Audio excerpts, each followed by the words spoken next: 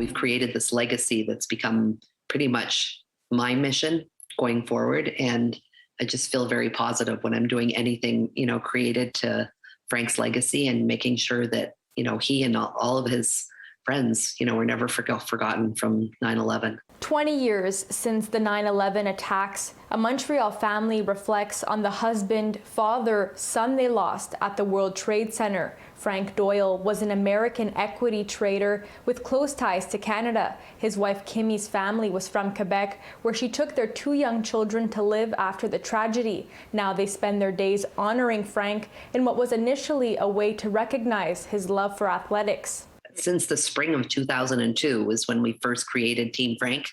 I have pictures of Zoe and Garrett in the summer of 2002, and we've got, 2 little tiny people wearing their Frank t-shirts with American and the Canadian flags.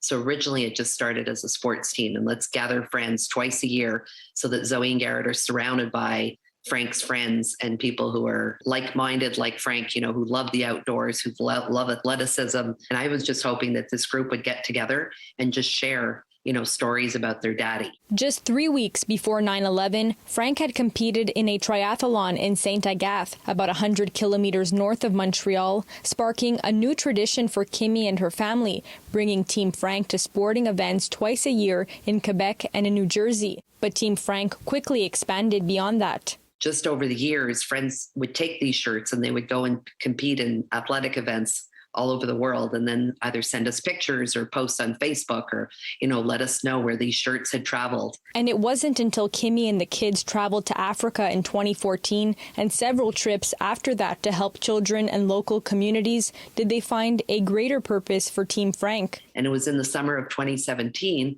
we're sitting around a campfire in South Africa, and I explained that I have this incredible sports team. We've got, over 200 friends that have competed for Frank, for his legacy in his honor since he died. I said, I want to take this team of friends and family and bring them to South Africa and start building schools. And the Canadian nonprofit Team Frank Africa was born.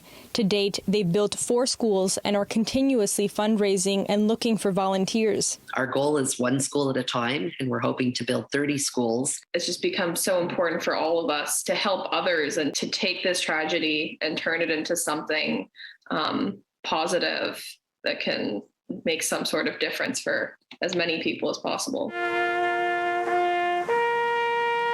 But this time of year, always difficult for Kimmy and her family.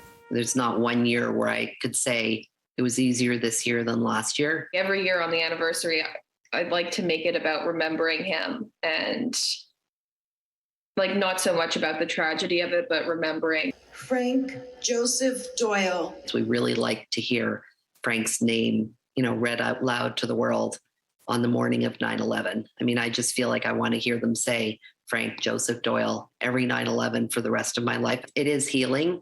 And the only way that Team Frank can grow is by, sharing our story. So we really appreciate being able to talk about Frank today. In Montreal, Alyssia Rubertucci, City News.